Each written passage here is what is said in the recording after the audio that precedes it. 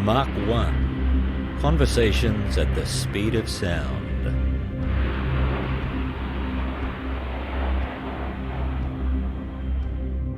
Canberra taxied in during, it had been a day strike for the Army. As it taxied in, I marshalled the aircraft in. I pulled it up and the engines kept running while the armourer went in under the back of the aircraft, opened the camera hatch, looked inside, checked the bomb racks, got down and went, thumbs up, she's right. Yeah. And of course, I said, it was the bomb day door opening, move, arms open. Okay. And as the bomb door opened, the two doors opened, a 750-pound bomb went clunk.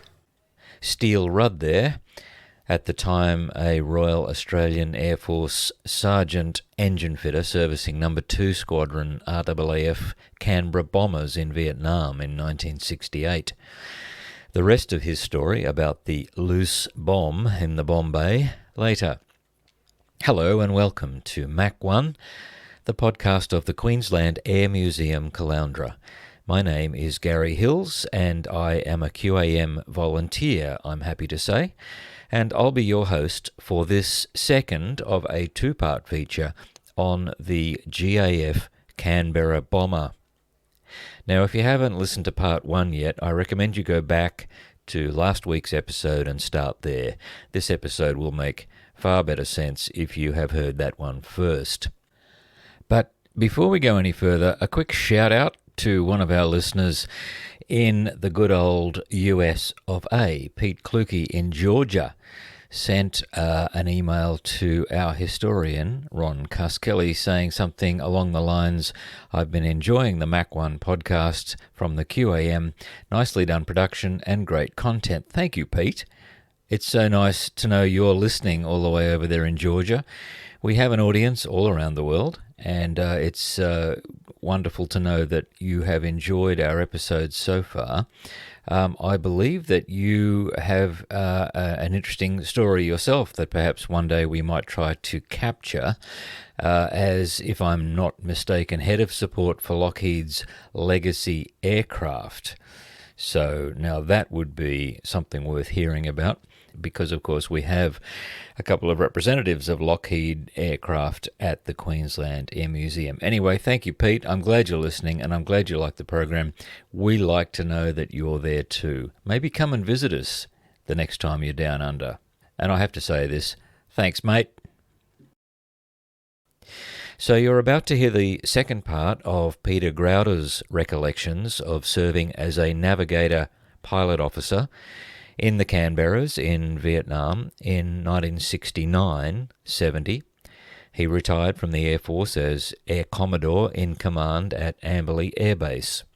Steel Rudd, whose commentary follows Peter's, was, as I just said, a sergeant in Vietnam in 1968, and then he went on to retire many years later as Warrant Officer First Class and Chief Instructor on F-111s at Amberley.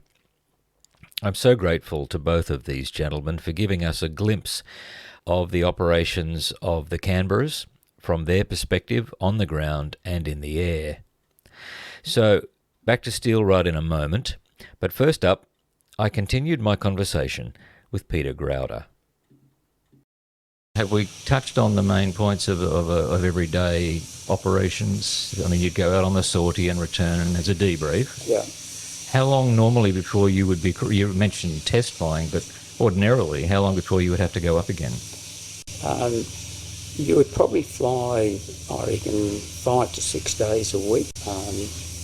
I probably skipped over the mission a fair bit there before, but when we said, you take off, you knew where you were going, and the air traffic was quite busy, and the Canberra, you'd be up around 24,000 feet and go to the area that you would, and then at a point you'd leave the normal air traffic control and talk to your forward air controller on the radio, who would then now start to give you more information on your target,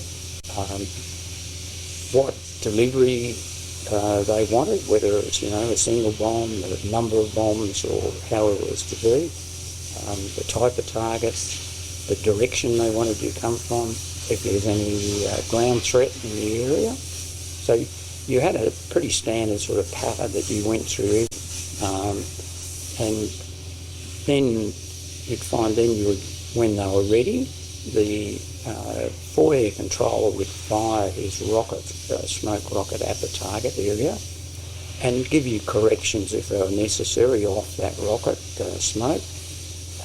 The pilot, the Canberra pilot, would line up, and as I mentioned before, there was a point in time where they would start to lose sight of the target, and the navigator would start to give the oral directions. Is that the point at which, forgive me if this is a very basic question, but is that the point at which you climb up to the front to the nose? Yes. Because you've been in the seat behind the pilot up to this point. As you were starting to descend to go and then start communicating with the forward air controller, most navigators would then move to the little jump seat that folds down out of the side. Okay. And sit there. Yep. So the two of you then were sitting basically side by side. Tandem, yeah. But then certainly not long after that, then the nav would go and lie up in the tunnel. Mm-hmm. It's quite luxurious. We had a foam cushion there laying on. You got to lie down. What are you complaining? Yeah, lying down at work. Yeah. So, but you're the human computer, aren't you? So you're constantly calculating and checking and updating all the way through to the target and then back. Yes. Yeah. There was a 225 doesn't quite have it, but there's a window down underneath that you could actually, once you had released the bomb or bombs, you could actually then look down and see the bombs. Okay. And your aim was to count them and make sure that you released one and it had gone or a number had gone. Yep. You could also see the impact. Would you photograph that? Yes, yeah. In some aircraft we had video cameras that were mounted in the weapons bay, the bomb bay. Okay. And I hate to say it, but Fridays was normally the day that the videos were critiqued by everyone.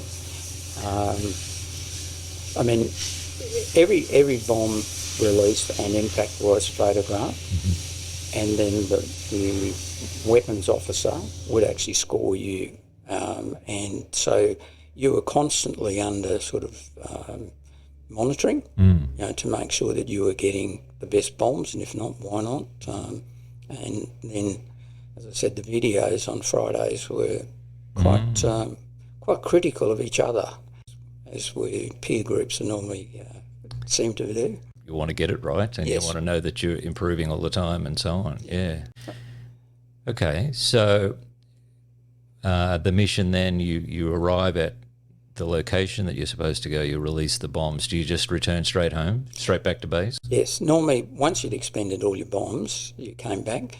There were times where we tried to build up a good rapport with our forward air controllers down in some of the southwestern areas, and they were living in fairly basic conditions, and so we may have an extra person on board in the Canberra. So swapping around and doing this sort of once you're airborne is a little bit cosy, but we might drop off one of our people and pick up one of the forward air controllers and bring them back to Phan Rang for a weekend, where they, I think, enjoyed some wholesome food, maybe the odd beer, and just a bit of rest and recreation in country, but somewhere else. Okay. And as I said, it helped us build up a rapport with some of these people. Well, I'm sure they were pleased to see you if you were coming to pick them up and take them for some R&R for the weekend. And you must have a lot of memories from that 11-month period when you were there. Pretty intense, I guess. What do you have good memories? What are your memories like for that time? I think for all of us, we were young, and you probably tend to be good memories. We probably, and maybe it doesn't sound professional, I'm not sure, but very early on, about the second or third night we were there, I think we got mortared, and the mortar landed about 50 metres down the road. And my roommate and I looked at each other and going, "What was that?" And we had an adjoining flap into the next door, flap through to the adjoining room, and they were old hands. They'd been there a couple of weeks longer than us. So I opened the flap and looked in, and they were quite comfortably in bed. So I said to my mum, "Oh, they're still in bed." So we went back to bed. Well, that wasn't the right answer. We learnt. Really? Yeah, it should have got up. You get dressed, you get your flak jacket on, your helmet, and go to the bunker. And we did that numerous times from then on. The base would get mortared quite regularly, and the sirens would sound, so you didn't quite know where it was all the time, but you knew just get up and go to the bunker. The other thing is, and thinking back now, communication. When we all got our phones, our emails, and FaceTime and whatever else. Well, we had handwritten letters, and a letter. You'd write home, and it would take a week to get home, and an answer would take a week to get back to you or later. So you're normally out of sync in answering letters and receiving letters.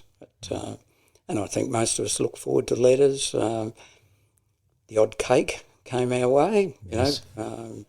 So good wives at home and stuff would send you something, or mums would send you something, so that was always shared, And, you'd try and save that for someone's birthday or whatever.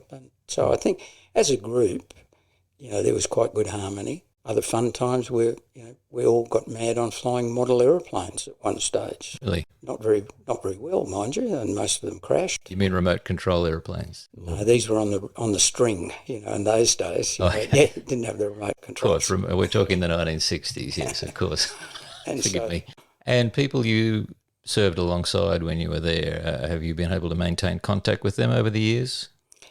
Yes. Some of them? Yeah, quite a number. A number have passed, Yes. unfortunately.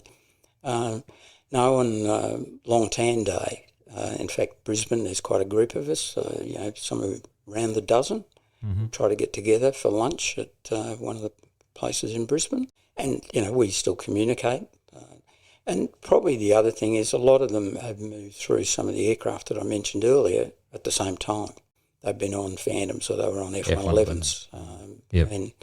And some of the pilots may have gone off to commercial airlines or whatever, but, you still see them, and really you just take up and start up where you finished. Right, sure, yeah. What are your personal impressions of the Canberra? It was a wonderful aircraft that was designed for something probably different from what we ended up using it for. And whether that's the aircraft or the Aussie way, we seem to be able to take something, look at it, and work out how we can just make, it better, a little bit better. Not saying it's bad, but we make it better. Sure. And I think the way we were able to modify it from being a high altitude bomber to being a low altitude bomber quite successfully, probably again proved that it's worth. It had foibles, you certainly in those days, most commercial airliners never really went above, in the low 40,000 feet. Well, the Canberra could go to about 45,000 and, you could fly around above them. And that gave you a bit of immunity because you didn't have radar and your navigation systems were a bit archaic. But I think that, it's fond memories of the aircraft. And probably before you were talking about, its photographic role, well, they also use it for target towing, and it had a massive banner it would pull out the back, probably, 1,000 odd metres behind, and the fighter aircraft, the Mirages and whatever, would come in angle off and shoot at this thing. And it's not a role that I was involved in, and not a role I particularly would like to. And as the crews who did it to me, said to me, when they could hear the guns firing closely, they would actually talk to the pilots that the angle off was not quite sufficient. But they said the other interesting thing was when it came back, the banner, if you had, they used to tip the bullets with colours. So if you had the red or magenta or something like that, it would be who could sort of talk the longest and loudest would claim all those hits. Of course. So, but again, it was multi-purpose. When you think we got the aircraft for a particular role, modified that, then threw in a bit of photography, then threw in target towing and stuff, and I think we got our money's worth out of it. Made good use of them. Yeah. And to finish on a more sombre note, we did lose a couple, didn't we? Yes, yeah. In Vietnam we did. One was shot by a missile, and fortunately the pilot and the navigator were able to eject and were safe. And then unfortunately we lost another one, and we did lose the crew. And I think, they have been able to recover the remains of that many years later, and hopefully that has brought some closure to the family, that they were able to bring that home. And for the squadron, they still remember that. Yeah. And even, that was 2 squadron Canberras, and now 2 squadron is the Airborne Early Warning Squadron. And the relationship between the Canberra 2 squadron people and the 2 squadron AEW and C is extremely strong. It's wonderful.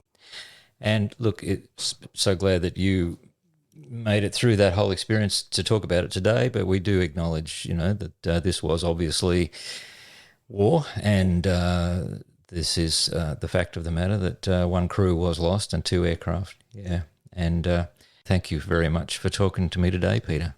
It's been my pleasure. Thank you, Gary.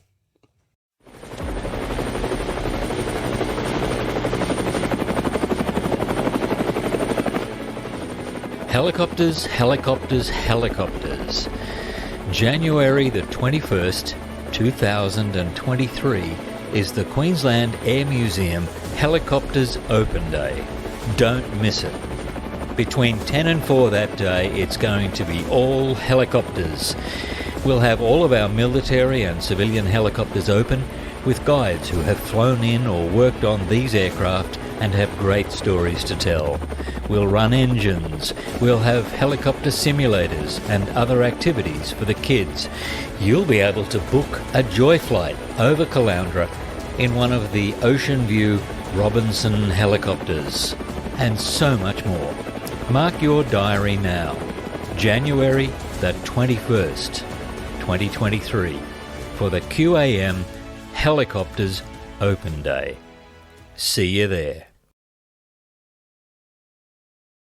A couple of times up in the living quarters, I think it was twice, some stray mortars came. The NVA got a little bit lucky and dropped a couple. But apart from the fly screens being blown in and a bit of dust, no one was hurt as such.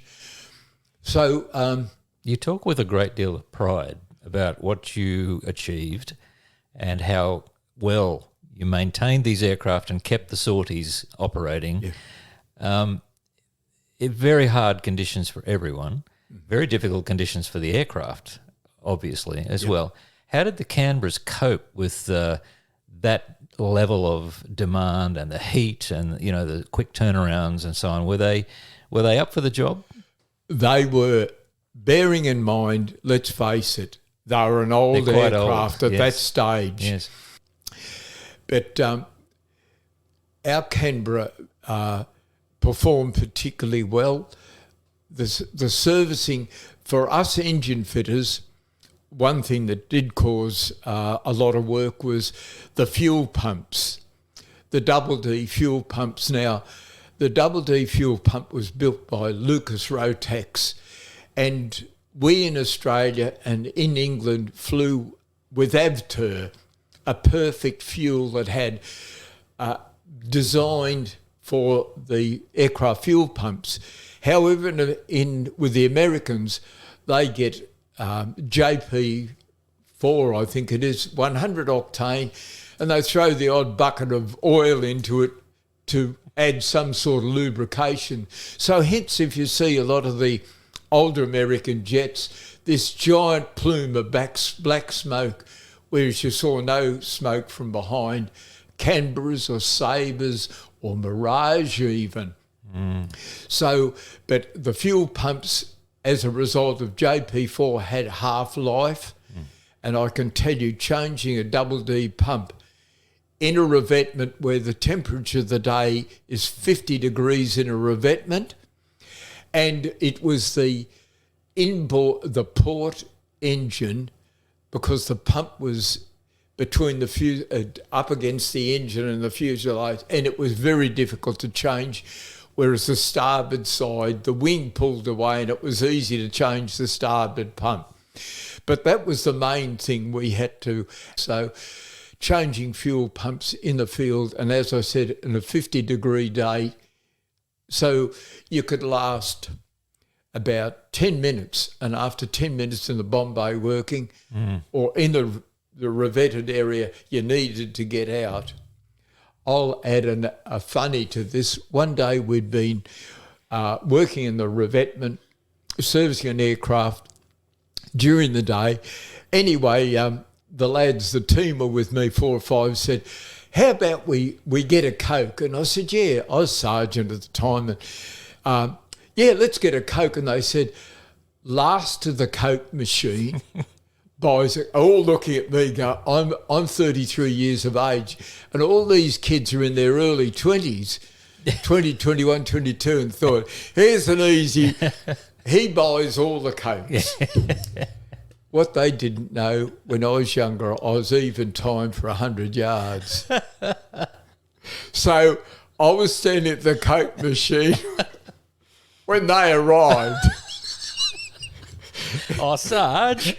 Yeah. Oh, you didn't tell us about that. But all in all, it was a very rewarding tour that for me came to an end about almost 2 months earlier than my repatriation date would have been. A couple of things happened. Just occasionally we would get a break, and like the army used to get, they used to come down from Nui Dat down to the beach at Vung Tau, and there was a bit of a beach at Phan Rang. Anyway, armed services put in a boat there, and you could go down there. Believe it or not, in a war zone, you could go water skiing. Anyway, this day we had a short amount of time off, and the ADGs got a big truck, which we had a couple of big trucks. What's an ADG? Australian Aerodrome Defence Guard. They were, of course, all loaded up with guns and rifles and ammunition and the whole works.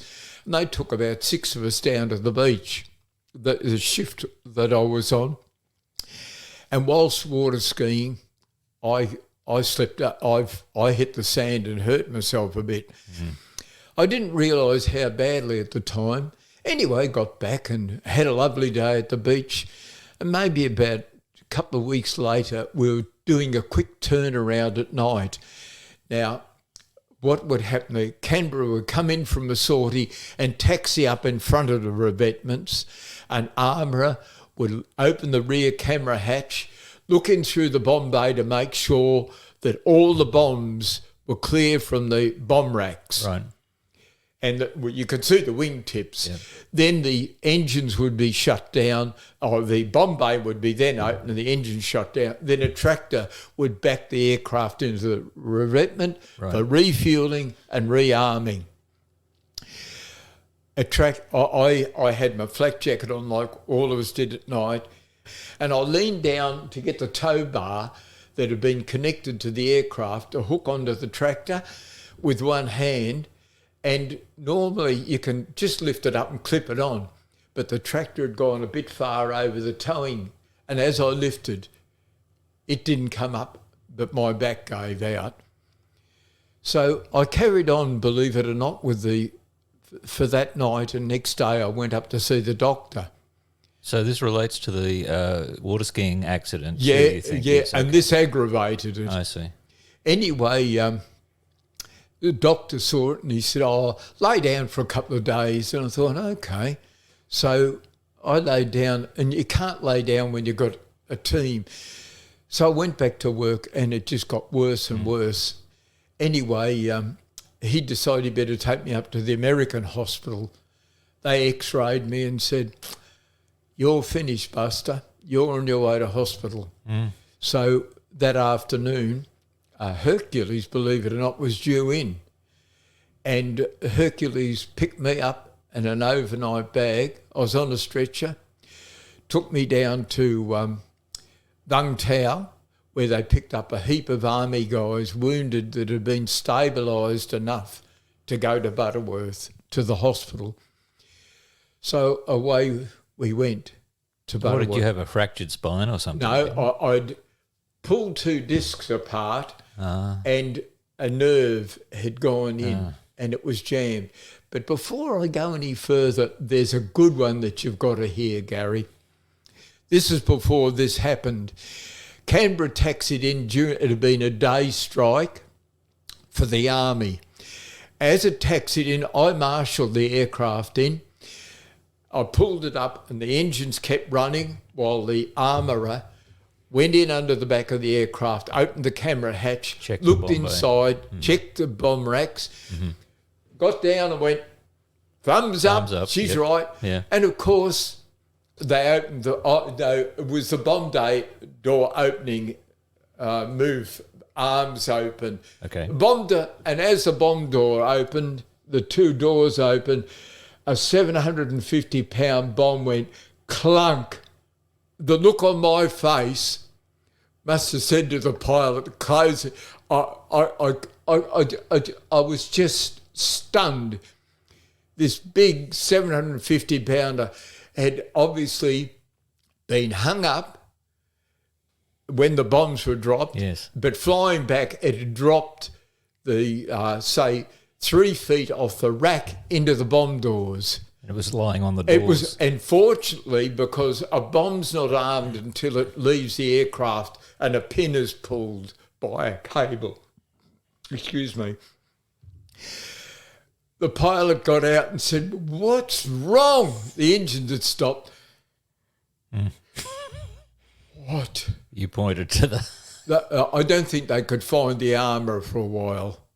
So it was not visible to him because it had dropped down onto the doors. Instead of, he just looked straight at the bomb racks. Yes. From that point on, everybody had a look inside. But the amazing part was when we started using 750-pounders, the Americans told us they'd had some casualties where 750s had been dropped from 10 feet loading onto aircraft, and that the explosive inside the bomb had fractured and the bombs had exploded and killed people. So they said, treat them with... But fortunately, the distance it had dropped was evidently not enough to damage the bomb. So how was the bomb safely retrieved at that point? Oh, the armourers just turned up and got cradles and got it out.